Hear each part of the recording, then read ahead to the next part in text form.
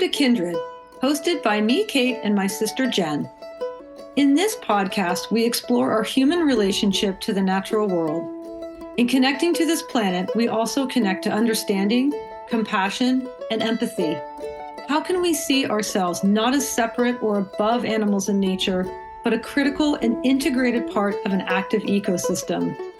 Through conversations with animal advocates, scientists, conservationists, and many others, we look to inspire a new awareness of how and why we connect to animals and nature in order to repair and restore our relationship to the natural world.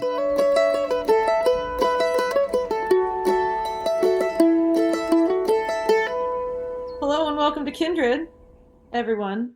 Hello, sister. Virtual, is that what we're doing today? We're doing virtual. Excellent.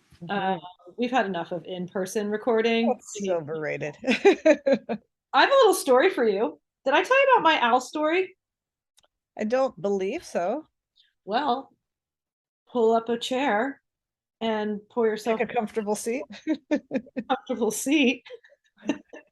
Well, cozy for a story. Great. I'd love to hear an owl story. So the other day I was driving to the gym, which means this was probably 2 months ago. I can't believe I haven't told you this yet. So driving to the gym, which for all of you who don't know, we belong to GFit Gym in Huntington Valley and Media and Cherry Hill. This is not an advertisement. We are not sponsored by them, but GFitWomen.com. Do you even GFit? So I was driving to the gym and it's around 5:30 in the morning. So it was at this time just getting light. And I look over and there's a gathering of 4 owls. So, right? Where were they? In a tree? No, they were on the ground, like in somebody's yard. So as I'm coming upon them, I'm like, whoa, there's an owl sitting there. And I'm like, maybe that's like another decoy owl. And as I'm driving by, I look over and there's literally 4 barred or bared owls. Barred, yeah. Owls, all, and they're tall. They're like 1.5 feet tall. These are big owls just hanging out. And I've never seen anything like that. I didn't know they even hung out in groups. Well, I wonder if there was like mommy and daddy and the 2 teenage kids. I have no idea, but it was crazy. I've never seen anything like that. So if any of you out there have seen a gathering of owls, please let us know, because it was incredible. And I slowed way down. I was like staring at them. Then I drove away because I didn't want to like, startle them and make them fly away. But that was really very, very cool. So that's my cool story. That just on the ground too. Were they eating something? Nope, they're all just standing there staring at each other. Having their morning meeting. Yeah. We need an owl expert now. I need to understand what this was. Calling all owl experts. So then what I did was I was like, you know what? I'm actually gonna look up, because there's always those things of like, like murder of crows and a ladder of what are they called? Giraffes. So yeah. I did a little search and I found this hilarious article. Actually, it's so funny. It's called, I found it on the audubon.org and it's by Nicholas Lund. And so the title of the article is, No, It's Not Actually a Murder of Crows. So he goes and talks about how there is no such thing as a parliament of owls, which I actually thought, I think it's like a something of owls. Anyway, so he wrote this very funny article about how none of that is a thing. And he went. Is that really true? Yep. And he went and talked to all these scientists and they're like, nope, haven't heard of that. Yeah, no, there is no, like chain of bobolinks and a fall of woodcocks. And it's just actually. So someone just made all that up? Someone just made it all up. And I think what he said was it came from like way back where they sort of made up these things. So anyway, I'll put a link into that article in the show notes, but actually just thought it was hilarious that it's all a bunch of bullshit. So that was just a fun little thing that came from seeing a parliament, not really, of 4 owls. I was just like blown away by that. It was crazy. Huh. I'm super curious what they were doing. Curious what your cool animal story is. Well, Thanks for giving me time to think of one. Oh, yeah.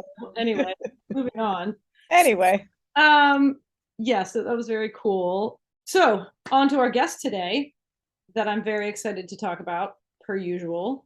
Who aren't I excited to talk about, or two, actually. Today we have a cat expert. Her name is Dr. Kristyn Vitale, and I am going to give you a little bio of her straight from her website. Kristyn Vitale, PhD, is a researcher and educator in animal behavior, animal welfare, and human-animal interaction. Her main area of work focuses on companion animal behavior, specifically cat social cognition, cat behavior, and the human-cat interaction. I don't know if you guys remember, we talked to Monique Udell. Do you remember her, Dr. Udell? I do. I do too. And she was out of Oregon. So Kristyn worked with her. And I think we even might have mentioned her. Yeah, you did. Yeah. In the episode with Dr. Udell. So that's just very cool. The other really exciting thing is that Kristyn is part of a Netflix documentary that just came out, I think, a few weeks ago. So if you're listening to this out of time, it would be sometime in September 2022. But you can literally just search. It's called Inside the Mind of a Cat. And it's really fun. It's really cute.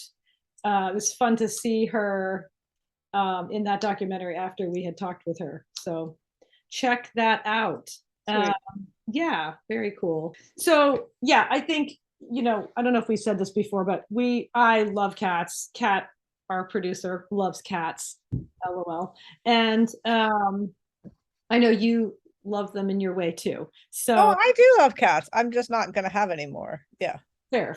Yeah. I will definitely have more. I miss my 2 baby kitties so much, or my geriatric 18-year-old kitties so much. But yeah, it was really fun to talk to Kristyn and just get sort of confirmation of what I already know and some new things that I didn't know. And her research is really fun. It's really interesting, and it's just myth busting too. A lot of things that people think about cats that are absolutely wrong. So really looking forward to this conversation today. But before we get to that, the old, could you follow, rate, and review us, and message us if you have any questions, comments, or anything in between. Suggestions. We sure love those. Email at us at thekindredpod@gmail.com. And then you can head to our website for all of our links and show notes. Anything we talk about, we will put up at kindredpodcast.co. And then again, just keep talking to us with your friends and family. Send them like episodes that you think they might like. It really is helpful, and we super appreciate it. So thanks for all that. And we will see you for the takeaway after the interview with Dr. Kristyn Vitale. Kristyn, thank you so much for joining us today. Welcome to Kindred. Could you please introduce yourself and tell us what you do? Hi, I'm Kristyn Vitale. I'm an assistant professor of animal health and behavior at Unity College. Awesome. Well, we are so excited to talk to you all about cats today. But just wanted to start and get a little background. I actually want to know, why did you come to your current research with cats? Yeah, so a lot of my research has to do with cat social behavior and their interactions with people. So some of my current work is actually looking at how those interactions may differ cross-culturally, specifically in the United States and Japan. And I really came to this just because there is a lack of research in this area. There's a lack of research on cat social behavior, but specifically cross-culturally, how human perception may differ, as well as the cat's behavior toward people may differ.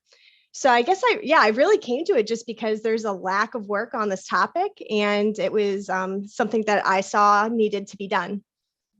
Well, I love that. And it's great for us to hear about it. It's great for cats. But just a little history, like what is the history of I would say, our misunderstanding and interpretation of cat behavior through the ages? I mean, why is there superstition surrounding them, and why are they stigmatized so extremely, especially when we've lived with them for so long?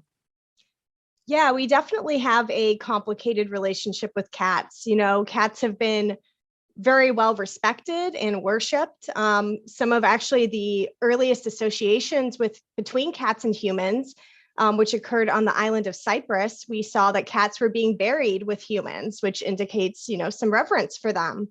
And then in Egypt, we know that they were well respected. They were a part of their religion and their art. But Right. then, sometime around the Middle Ages, they became associated with witches and this idea that cats are unlucky. The whole thing with a black cat crosses your path, that's not a good thing. That's bad luck. Right. So I can't really say for sure why these things happened, but in my opinion, I think part of it has to do with just the cat's behavior in general. Cats are pretty seen as pretty independent animals, and maybe as pretty sneaky little animals. Mhm. Cats are very agile. They can jump up high and maybe surprise you. And in some ways, their behavior might seem a little magical.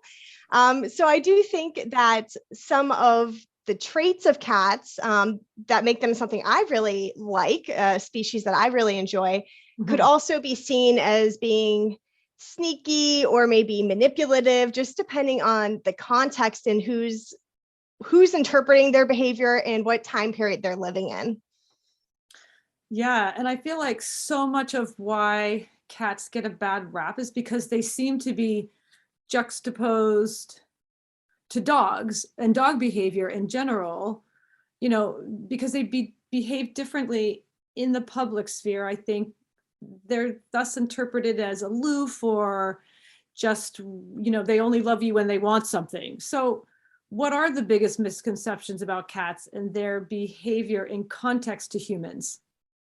Yeah, I think you definitely hit an issue that I see a lot, is this comparison of dogs and cats. Mm. And it's really unfair, because you think about it, and I love dogs as well. It's not that I am an anti-dog person or anything, but who made dogs the model for how all other animals should behave? Right. And cats have their own unique ways of interacting with people Mhm. that are both distinct, but also very similar to the way dogs actually behave with us. So it's kind of a weird thing.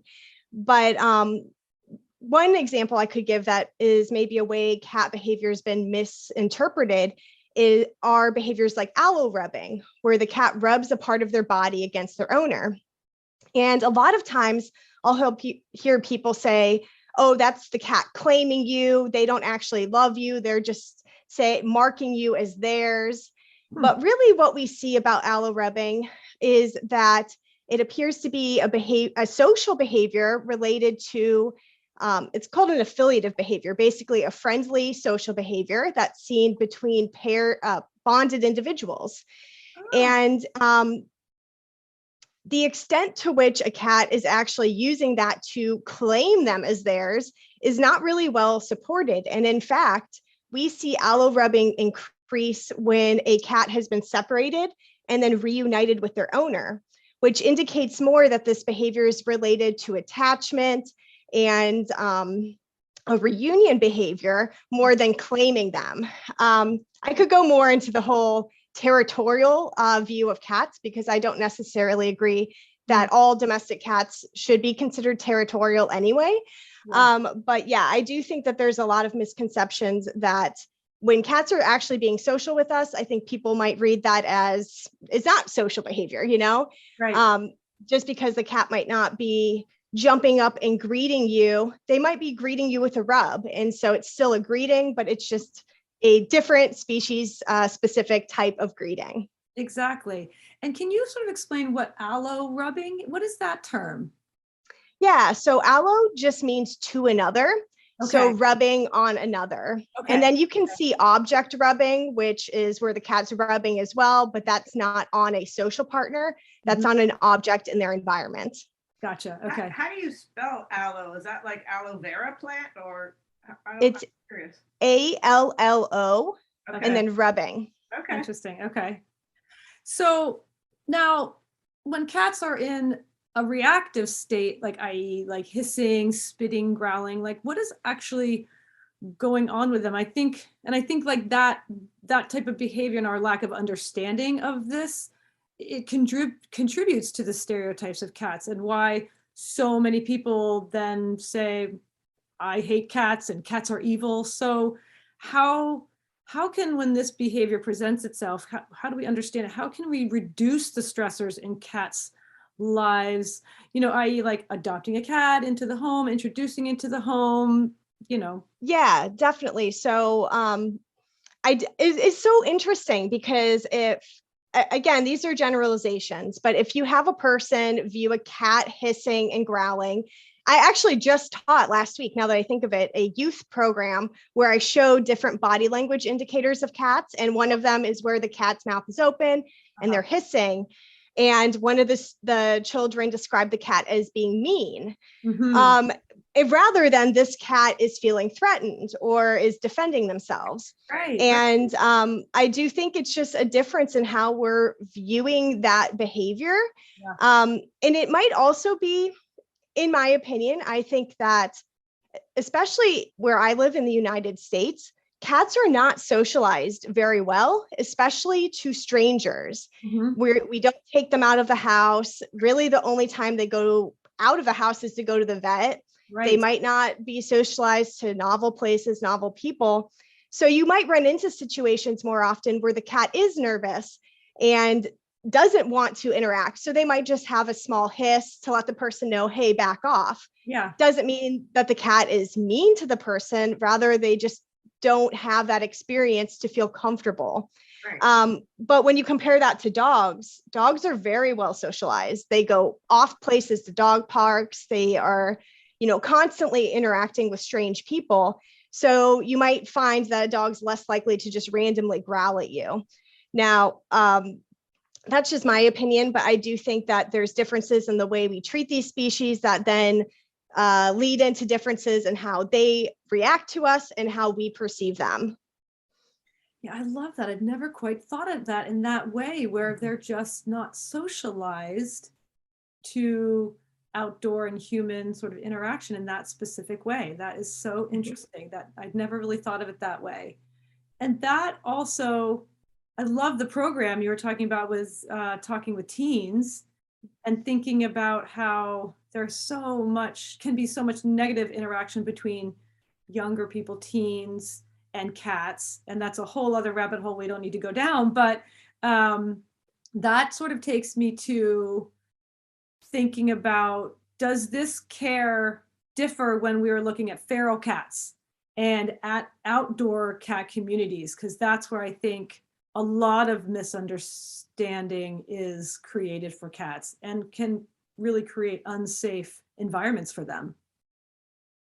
Yeah, so our relationship with outdoor free roaming cats can really widely differ because free roaming cats outdoors are going to be coming from a variety of populations. Some of these cats are going to be previous house cats that became strays either by accident or because they were abandoned. So some of these cats are going to be well socialized to people, whereas other cats are not going to be well socialized to people, and some may actually have very little to no socialization experience with people, which is what we can call feral cats. Right. So the care will differ because some cats will come right over to you and maybe be very easy to care for, whereas feral cats, if you need to neuter or spay them, you're going to have to trap them. They're not going to approach you. They're not going to want to be handled or pet or anything like that. So yeah, definitely you need to really consider the socialization history of the individual when you're caring for them. And I saw this firsthand for my master's degree because I worked with a colony of free ranging cats living on a farm. Yeah. Some of the cats were well socialized, some of them you couldn't even go near. So it really differs. Yeah. Yep. And so can you give an example of how, I mean, you know, even coming into a home with a family that has cats, that if you're unfamiliar with cats or you live in an environment where there are feral cats, what is behavior for that we can exhibit to cats that could help create a safe and mutually effective introduction, if you know what I mean? Mm-hmm. Yeah. So again, it'll kind of depend what that cat's history with everything is, where you're going to start with them. Right. But in general, I kind of talk about you want scent, sight, then touch. Okay. So scent, as in you want the cat to be able to smell you, to have that, cats are very scent oriented. So being able to allow them to smell you or a social partner before they've even met that individual or physically interacted with them.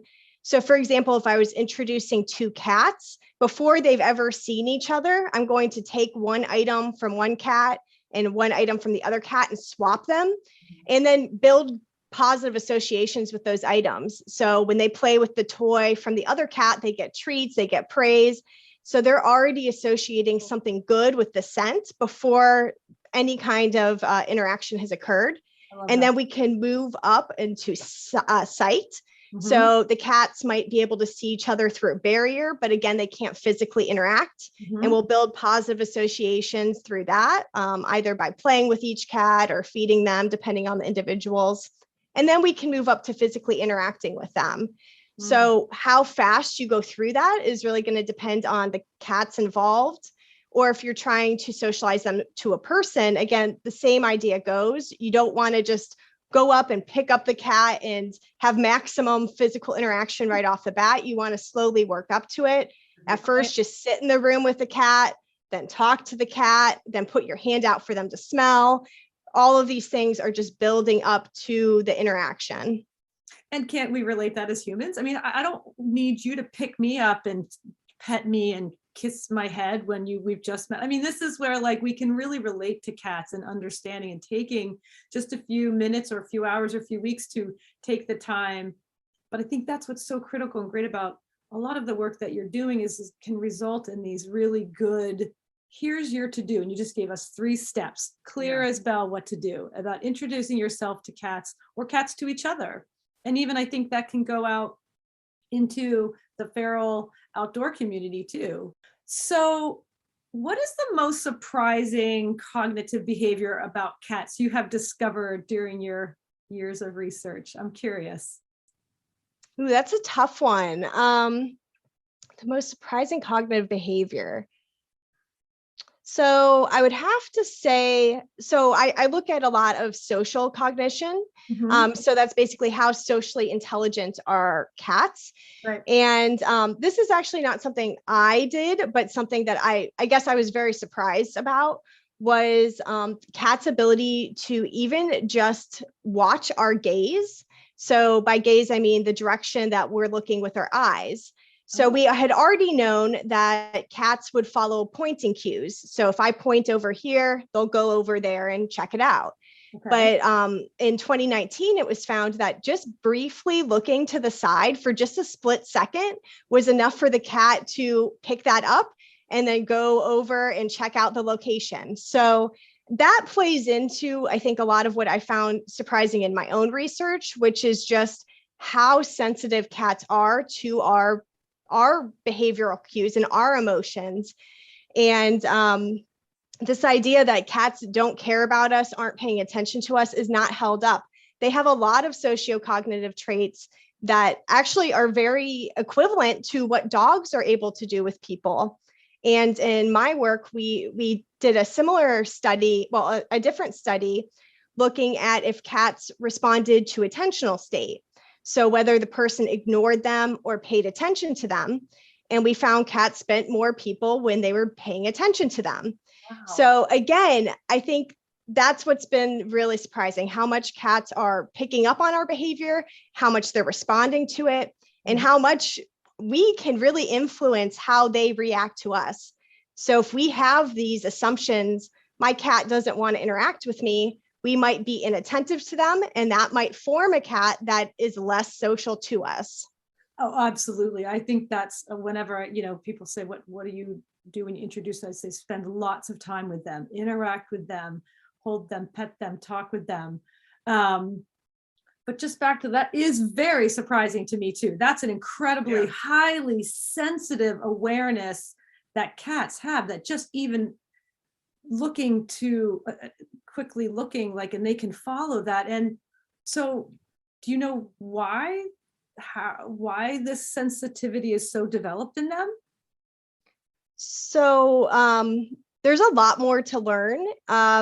In the dog world, a lot of the sensitivity to cognitive traits has kind of been attributed to the domestication process. So over domestication, dogs acquired these skills. But I'm not so sure I'm sold on that for either dogs or cats, because we do see that some of these skills depend on life experience. And so if, for example, you take a feral cat who has no socialization experience and run the same test, will we be able to find that they're following human gaze?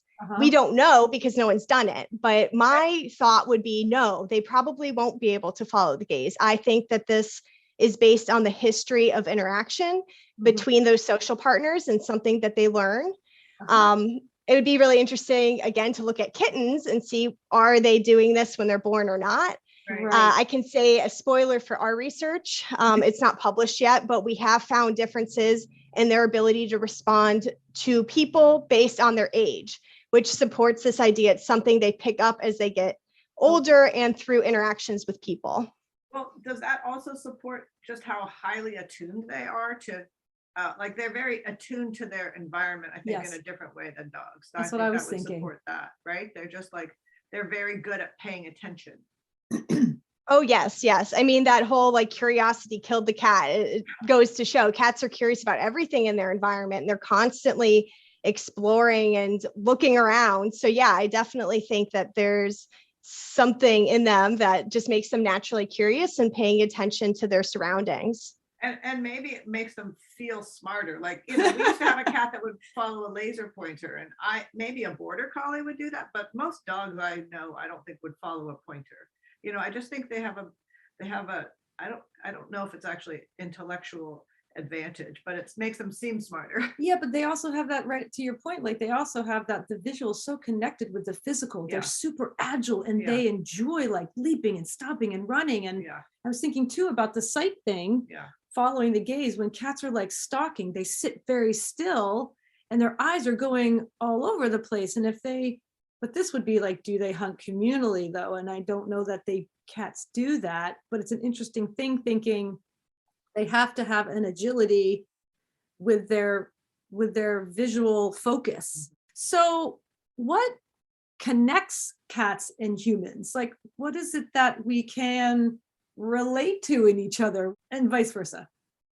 So earlier when we were talking about dogs versus cats, I mentioned that in some ways cat behavior is very different from dogs, but in some ways it's actually very similar. And those similarities are actually not that different from similarities in people. So what I mean by that is another topic that I research is attachment bonds. So the relationship between a person and their pet. And we see in attachment bonds that it's primarily made up of two types of behaviors. One, it has a protective element. So when you're with your attachment figure, let me go back actually. Let's look at a kitten and their mother cat. Okay. So a newborn kitten, they're helpless, they're completely dependent on their mother. So they need protection. They need protection from predators. So they need to stay near to the mother and in contact with her in order to be protected. If they're separated, they're going to be distressed and they're going to cry. So those are some of the attachment behaviors we see related to protection: proximity seeking, contact seeking, and distress vocalizations. But we also see this important investigatory behavior where the cats need to feel secure enough in order to leave the mother a little bit and go off and explore new situations and learn about the world. Yep. So there's kind of this balance of seeking to be near their attachment figure and then going off from them and exploring the world and then coming back, going off, coming back. And so this is something I studied in kittens and adult cats. And we see that in cats, dogs, and even human infants, we see these different types of attachment behavior, and they manifest in very similar ways. Mm-hmm. So in cats, we found the same three main styles of attachment that have been found in dogs and in humans. So one of these is a secure bond, and that's basically what I've mentioned, where they're able to use that attachment figure as a source of security in order to feel confident to go off and explore. But you also have insecure individuals who are unable to use their attachment figure in that way and either excessively cling to them or excessively avoid them. Mm-hmm. And so this is one huge similarity that is between cats, humans, dogs, and likely other animals as well. We just haven't looked at it. Sure. But yeah, I think that this connection, this attachment bond is something that does connect us as mammals and as just individuals in social relationships. That's really interesting. And I mean, I don't know, I love all animals and I love dogs, but I equally love cats, and I love them for what I can relate to them. And I love them for why they're different than dogs too. I just find them fascinating, and I love their independence combined with their affection and their attachment to humans too. I think they're a fascinating creature, and it's just so interesting to hear your perspective, which is, based on many tests that you've done and your research, and really, really interesting stuff. So Kristyn, is there anything that we haven't covered today that you think is important for our audience to hear about cat cognition and behavior? Yeah, one of the things that I've been interested in and working on is cat training. So I've led kitten training and socialization classes, and also cat socialization opportunities for adult cats. And I think people are really shocked when they hear that I'm running kitten training classes the same way you would run with dogs. I think our largest class was actually 11 kittens in there. And these are kittens. Sorry, just to interrupt. Is that kittens with their owners? Yes. Mm-hmm. Man, that's a class I want to go to. Cute. Yeah, it was so much fun. It was 6 weeks long. Each class was 6 weeks long, and we met once a week. The owner would bring their kitten in, and these were kittens 3 to 8 months. So they were a little older, slightly out of that sensitive period for socialization. Uh-huh. And we did that because we figured most people are not adopting a 1 month or 2 month old kitten. Most people are bringing them home slightly later. So we looked at that age range. And kittens learned, we based it basically off a puppy class, and they learned sit, come when called, go to mat and stay, targeting, walking in harness and leash. Wow. And we even ended the class with trick behaviors. So like ringing a service bell, jumping through a hoop. We even had someone teach their cat to sit and stay while they were in a kayak. So you can definitely teach a wide variety of behaviors to cats. And again, it comes back to this idea that if you believe cats can't be trained, why would you train them? So I think so much of this is based on what we expect for the animal and not their actual ability. Mm-hmm. And the last thing I'll mention about that is I think that some of this untrainability of cats has more to do with the rewards we're using rather than, again, the cat's ability. Right. So, for example, in one of my classes, I had an owner. She had the cat sit, and then she put a treat in front of the cat, and the cat just smelled the treat and turned its nose up. And the owner was like, see, the cat can't be trained. But the cat did the behavior. The cat sat. They just didn't want the treat. It didn't act as a reinforcer. So yeah, fair enough. Yes, right? Exactly. So that's actually something we saw a lot, where that, especially in this unfamiliar place, cats were not eating treats. And that led us to another study in which we looked at what type of items cats most prefer. And we found 37% of cats most preferred food, but 50% of cats most preferred social interaction.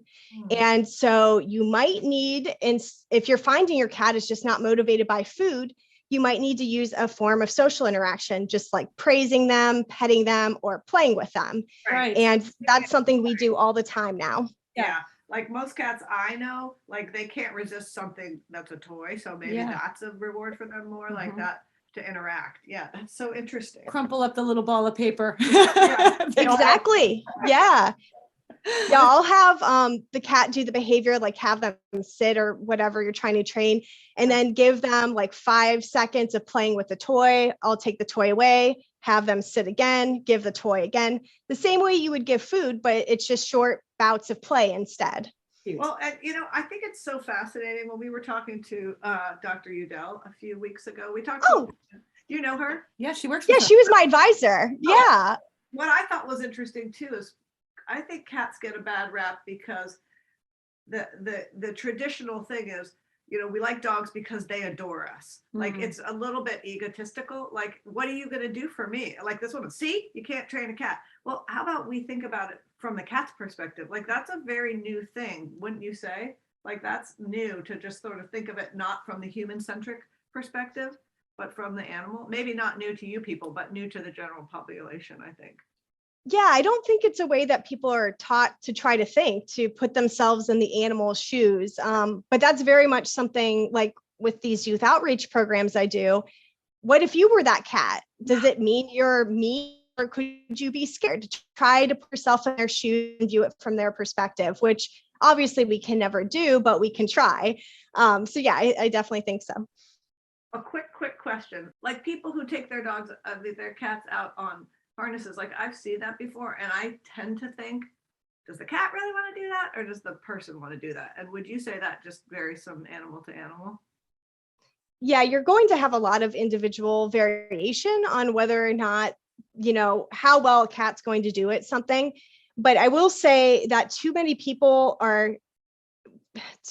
often people are very eager to get their cat out there doing it. Like they decide, I want my cat to walk on harness and leash. The next day they've gotten the harness and leash, it's on the cat and the cat's outside and the cat's uncomfortable.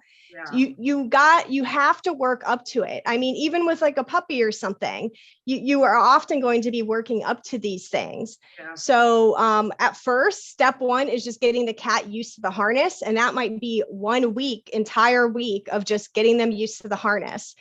Because once they're used to the harness, if you take them outside and they're just out there, just being outside for a lot of indoor only cats is going to be very overwhelming. Yeah. So you want to reduce, the stress on the cat. You want them already be comfortable in the harness and leash. I'd recommend teaching them targeting, which is where you teach them to tap their nose to the end of something. That way, we do it with a chopstick, so you can kind of guide their behavior in the harness and leash. That way, again, you have something to distract them with while outside, like, look, it's your target stick. Let's do this for a minute.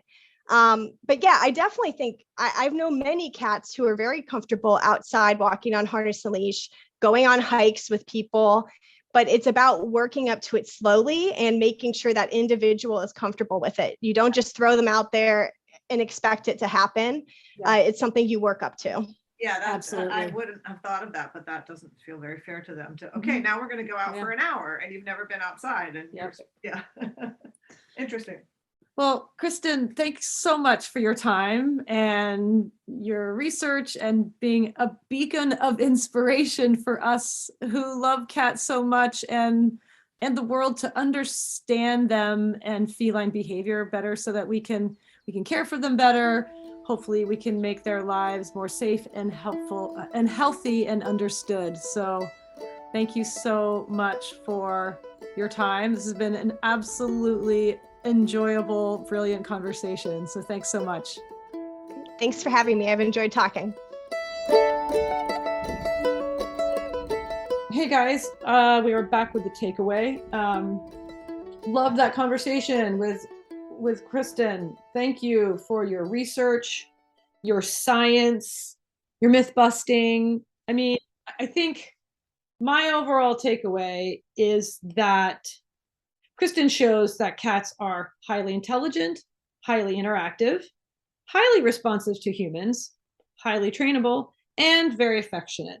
So this is, I'm not going to go over what she talked about. We just heard that, like her science and all that. It's just that really it does, to me, I want to push play on this for anybody who says, I hate cats. It's like, so you don't have them, you don't know them, and you hate them.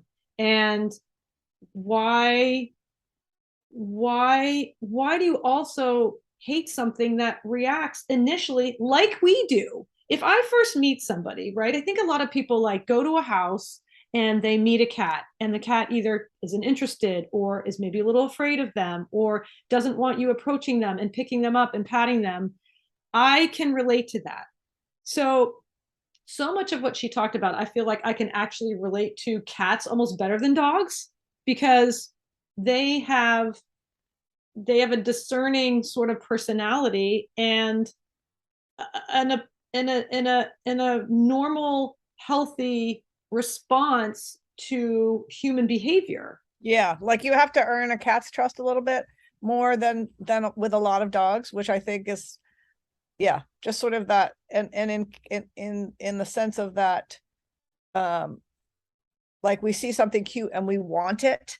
We want to be able to take it and pick it up and love it, and we get a little resentful when it might not want that back. And it's not the cat's fault. It's just a funny thing how, again, just our will, we want to just assert our will onto everything. Right. And why does it need to interact and love me when we don't even know each other? It's not even familiar with me. And she said that, a lot of the stuff she was talking about too is kind of like, not from her perspective, but I had in context or in juxtaposition to dogs, right? It's like, and then she was talking about how if you want to walk your cat on a harness, well, here's how you might do that. And we do a lot of training with dogs, and I get why people don't do a lot of training. It's just that she is now saying, here is scientific studies and proof that you can do all of this stuff. Right. It just would be different with how you train a cat as to how you train a dog. So again, we would have to actually learn a little bit more about them. And it's that thing too. It's education. If you are educated in something, you can often appreciate it more. You know what I mean? Like you think about like even people, even different cultures, like how it's so easy for people to be like, well, that's so stupid that, or that's so weird that they do this or this or this. But if you learn why they do that, then all of a sudden it's like, oh, I guess it's not that weird. It's just not familiar to us. It's not familiar to us. And so to me, like her conversation and the whole the research and the science backing this up is just more confirmation to us as human beings that you have to sometimes work a little to understand a being. It doesn't make them bad or wrong. Yeah. And why is that a problem to ask for us to just sort of like get the story on a lot of different levels? And so it is so cool that the science is there to be like, nope, cats are highly trainable. And I love that when she said you could walk your dog. I mean, you could walk your cat on a harness. You would just have to learn how to do it. It would be a little different process than how you would do it with a dog. It still could happen. And people do it. Is this not intuitive? People like your cat lives indoors. Okay, most cats are indoors. Okay, indoor, outdoor. You're gonna throw on a harness and just drag it down the sidewalk, and that's fine. Why does that make sense? It doesn't. So, we just want it to be. Take a beat. Let's just sort of like, and listen to this podcast. Listen to what she has to talk about, and then watch the Netflix. Yeah, I'm really looking forward to watching that. Yeah, Inside the Mind of a Cat. It's great. And I believe it's her cat, Carl. Cute. Oh my gosh, he's so smart and really like very keen. He's super interactive. He's super smart. And the rest of the she's sort of intertwined. It's all intertwined through the whole documentary, but it's fantastic. Thank you, Netflix, for doing that documentary, because it's really fun. So that was a really fun watch. So thank you so much to Kristyn for her work and her science. And I am going to throw this right in the face of cat haters from now on. This force it in their ears to hear what she has to say, which is great. We need cat support people. This is fantastic. Yeah, So all great information. Yeah, totally cool. Thanks so much to her for joining us, and thanks guys for listening. Really appreciate it. If you want to learn more about what she is up to, her website is, I'm going to say it and then spell it, maueyes.com, and that is spelled MAUEYES.com. So check it out. You can also follow her on Instagram. She's got great content on there for all things cats. And under Maueyes also, or her name? Yes. Yep, it's also under that on Instagram. And yeah, check it out. And let's stop hating people. All right. Peace and lots of love. Peace and love. Peace and love. Kindred is hosted by me and my sister Jen. Produced by Kat Gaddy and myself. Sound production and editing by Dan Cooper. Original music by Ellie Grace. And our Kindred artwork was created by Lindsay Coffin. Please follow, rate, and review wherever you listen to podcasts. And feel free to contact us through our website at kindredpodcast.co, where you can also find links to our socials, Patreon page, and show notes.